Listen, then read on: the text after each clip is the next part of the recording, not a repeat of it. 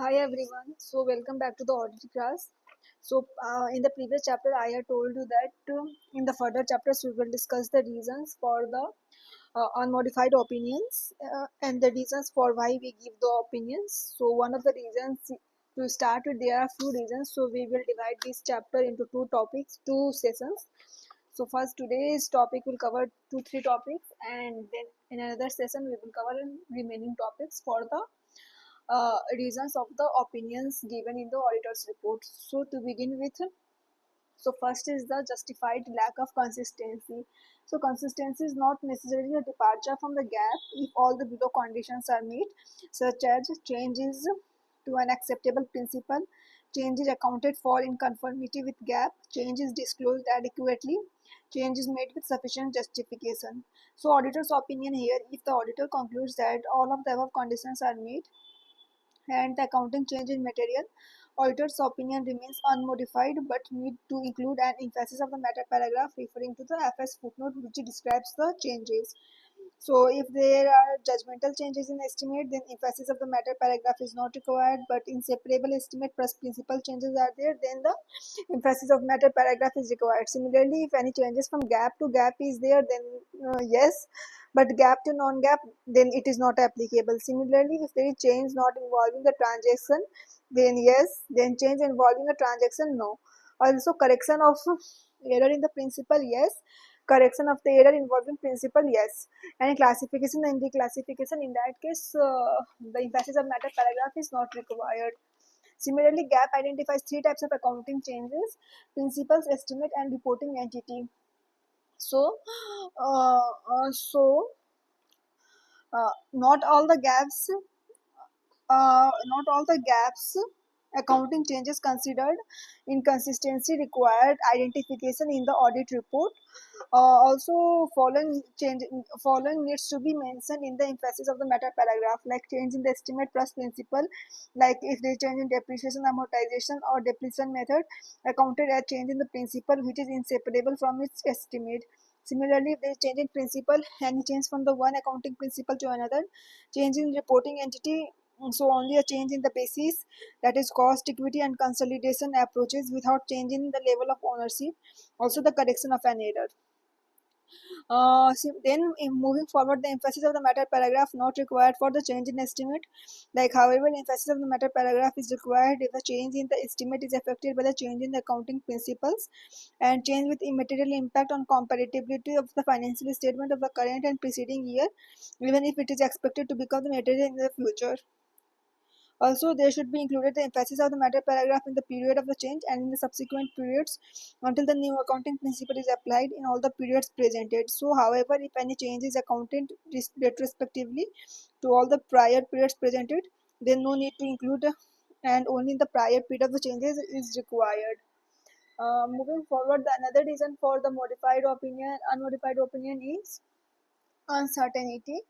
It is the optional to add the emphasis of the matter paragraph. So, for the matters like the uncertain contingent liabilities, important subsequent events, significant related party transactions, auditor would need to check for the conformity with the gap, like proper disclosure in the financial statement and accrual for the contingent liabilities that are probable and estimate, and if departure from the gap, qualified opinion or adverse opinion is required. Similarly, there is adherence to the gas. Auditor has being able to obtain all the available related information, and if scope limitation is there, the qualified opinion or the disclaimer of opinion is required. Similarly, auditor's opinion, if there is conformity with the gap and adherence to the gas, in the opinion will continue to unmodified, but the auditor will have the option to include the emphasis of the matter paragraph emphasizing the matter of contingent liability.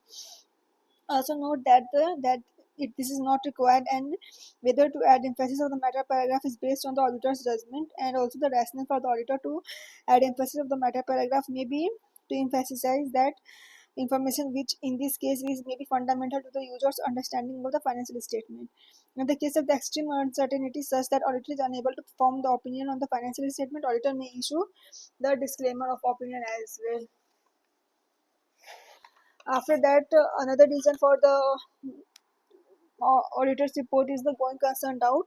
So in every audit, auditor needs to determine separately like appropriateness of the management use of the going concern as the basis for the accounting. So if any entity's liquidation becomes imminent, then auditor need to use the liquidation basis for the accounting. When the substantial doubt about the entity's ability to continue as a going concern for the reasonable period of exists based on the audit evidence obtained. If yes, evaluate the possible financial statement effects, including the adequacy of the disclosures. Also, the reasonable period of the time per SAS is equal to 1 year after the date of the financial statement are issued or available to be issued. So, US GAAP 1 year after the date of the financial statement are issued, and IFRS at least but not limited to 1 year from the end of the reporting period. After that, the management responsibility as per the GAAP. So, management evaluation whether there are conditions or events considered in aggregate that raise a substantial doubt about the entity's ability to go in concern within 1 year after the financial statement are issued. So management plans whether management identifies conditions or events that raise substantial doubt about the ongoing concern. Management should consider whether its plans are intended to mitigate those relevant conditions or events will alleviate the substantial doubt. Also considered only to the extent that is probable that this can be effectively implemented and would mitigate the relevant conditions events. Um, Similarly, if the conditions and events raise substantial doubt as the going concern needs to be disclosed, such as conditions events that raise substantial doubt as the going concern, management evaluation of the significance of the conditions events, management plans which elevated the substantial doubt or was intended to mitigate the substantial doubt. Also, the auditor's procedures to identify, evaluate, conclude whether conditions events considered in the aggregate raise substantial doubt about the entity's ability to continue as a going concern. So, when performing the risk assessment procedures, the auditor should consider whether such conditions or events exist. In doing so, the auditor should determine whether the management has performed a preliminary evaluation of whether such conditions or events exist. If yes, auditor should discuss the evaluation with the management and determine whether the management has identified such conditions or events, and if so, understand the management's plan to address them. If not, the auditor should discuss with the management the basis for the intended use of the going concern basis the accounting and inquire whether such conditions or events exist. After that, auditor's evaluation should address the management evaluation of whether such conditions or events exist and cover the same period as that used by the management in its evaluation as required by the GAAP.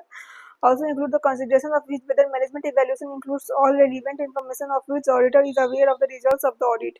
The conditions and events that may indicate the substantial doubt about the entity's ability to continue as a going concern for a reasonable period of time are negative financial trends, other indications of the possible financial difficulties, internal matters, or certain external matters as well. Um, After that, there are additional audit procedures when conditions or events are identified, such as request management to make the evaluation, consider if any additional information has been become available since management evaluation date. Few relevant audit procedures such as analytical procedures where analyze and discuss the cash flow, profit, and other relevant to forecast with the management, analyze and discuss the entity's latest available interim financial statement. Also inspect or read the terms of the debentures and loan agreements and determine any breach. Inspect minutes of the meeting of the shareholders or TCWG for the relevant information. Inquire of the entity's legal counsel regarding the existence of the litigation claims, reasonableness of the management evaluation, estimates of the outcome. Evaluate the entity's plans to deal with unfilled customer orders, events subsequent to the balance sheet date, confirmation of the existence, terms, and adequacy of the borrowing facilities, obtain and review the report of the regulatory actions, determine the adequacy of the support of any planned or disposal assets. Also, when the entity has prepared a cash flow forecast, evaluate the reliability of the underlying data used to prepare the forecast, determine whether there is adequate support for underlying assumption, including consideration of the contradictory audit evidence. Also, additionally, the auditor may compare prospective financial information used in the recent prior periods versus historical results, and prospective financials information used in the current period versus results achieved to date. Any mitigating factors like if substantial doubt about the going concern exists, auditor should obtain the written representation about the management plans and assess likelihood that the plans can be effectively implemented and would mitigate the relevant conditions and events.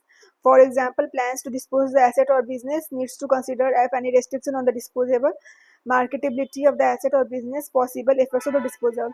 Also, the plans to reduce the delay expenditure here, auditor needs to consider the feasibility of the plans possible effects and the plan to borrow money or restructure debt, then the need to consider the availability on the long and the terms of the new financing existed or committed arrangement for the debt restructuring and possible effects of the existing restriction on the additional borrowing, sufficiency of available collateral. Also plans to increase the ownership or equity. Here auditor needs to consider feasibility of the plans existing or committed arrangements.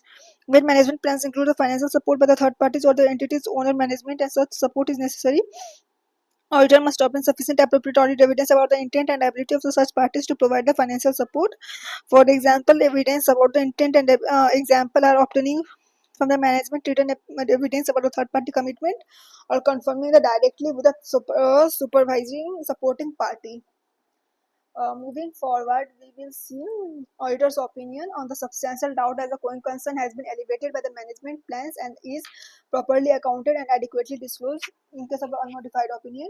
Also may include an emphasis of the matter paragraph making reference to the management disclosure and related to the conditions, events and the management plans that are related to conditions or events. So if the substantial doubt as a going concern exists and is properly accounted and adequately disclosed, then on unmodified opinion, the going concern section is presented immediately after the basis for opinion of the auditor's report section. Also, if inadequate disclosure in the financial statement, then qualified opinion or adverse opinion is given. If management is unwilling to perform evaluation required as per the gap when requested to do so by the auditor, then the qualified opinion or adverse opinion is given. Also, when use of the going concern as a basis for accounting is inappropriate, then adverse opinion is provided. When auditor is unable to gather the sufficient appropriate audit evidence, then the qualified opinion or disclaimer of opinion is given. In the case of extreme uncertainty such that auditor is unable to form the opinion on the financial statement, then the disclaimer of opinion is provided. After that, there is a reason for because of the opinion provided is the gap issue where qualified opinion versus adverse opinion is given. So if the financial statement are materially misstated, then an unjustified departure from the gap, accounting policy estimate presentation not in the conformity with the gap, accounting policies are not appropriate or have not been applied in accordance with the gap or applicable financial reporting framework. Also the accounting estimate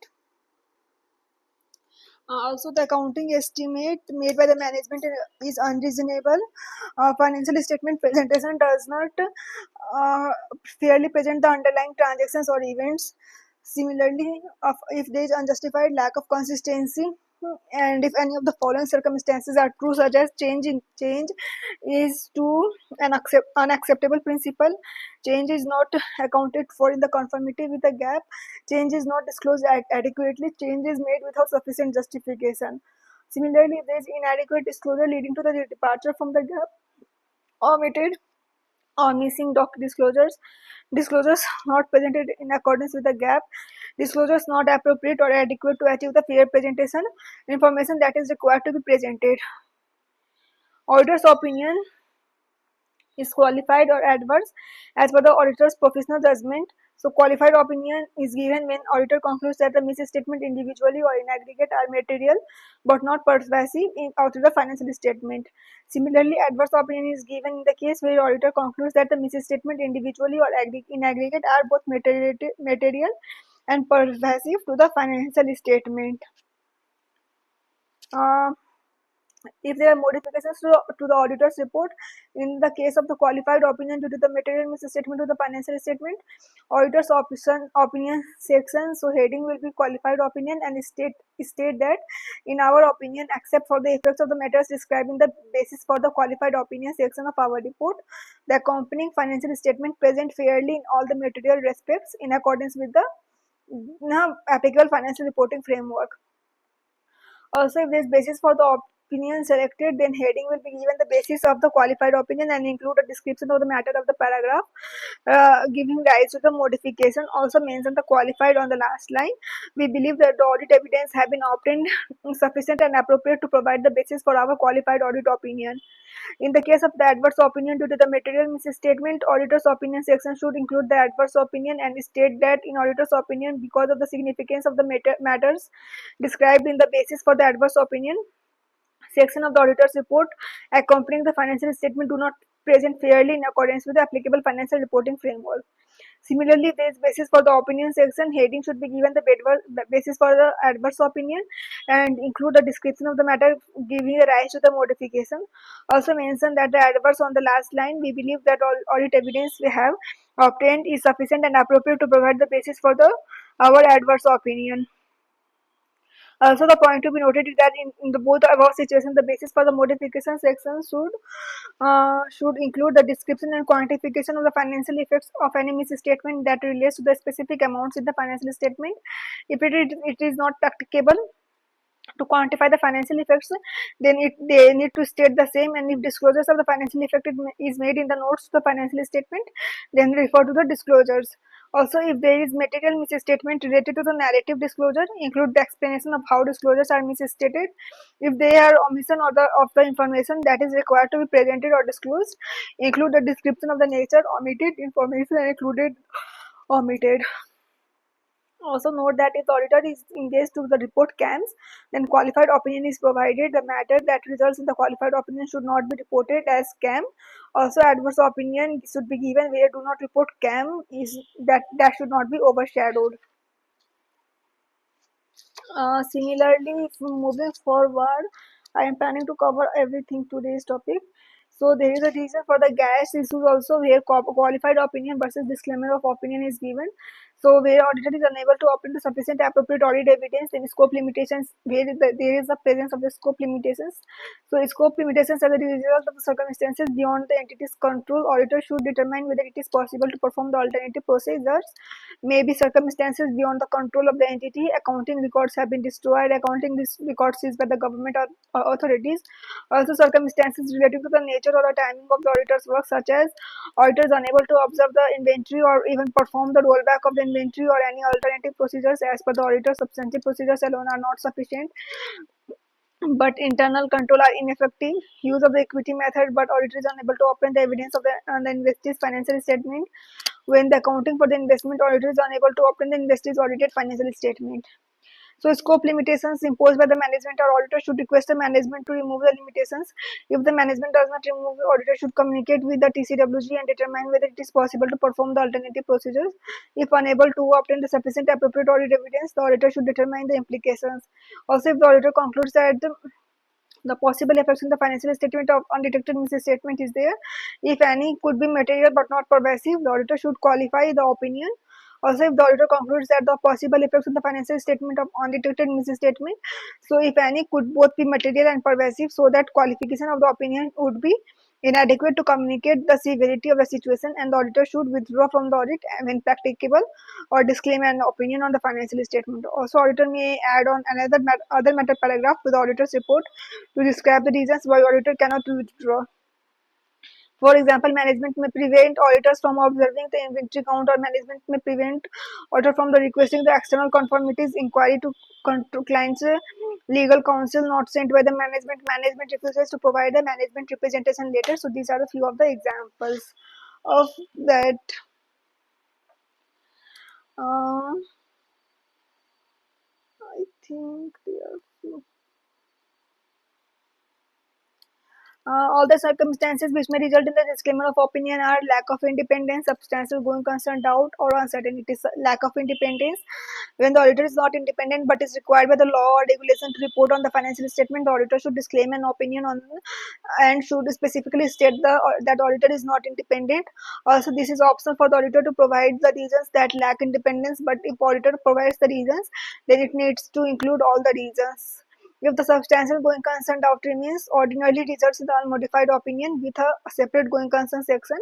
But in case of extreme uncertainty such that auditor is unable to form the opinion on the financial statement, auditor may issue the disclaimer of the opinion. In case of the uncertainties, ordinarily result in the unmodified opinion with the emphasis of the matter paragraph. However, in the case of the extreme uncertainty such that auditor is unable to form opinion, auditor may issue the disclaimer of the opinion. Auditor's opinion which is qualified or disclaimer of opinion as per the professional judgment. Qualified opinion if the auditor concludes that the possible effect of the undetected misstatement are material but not pervasive. Also, the disclaimer of opinion if auditor concludes that the possible effects of the undetected misstatement could be both material and pervasive.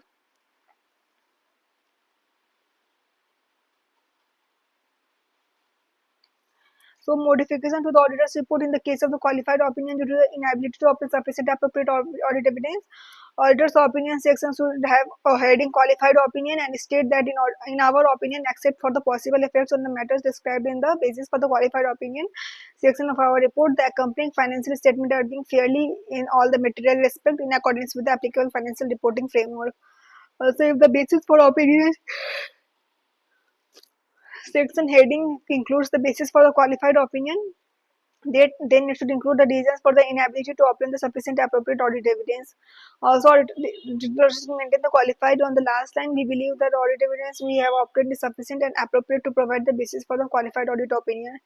In case of the disclaimer of the opinion, auditor's opinion section heading should include the disclaimer of the opinion.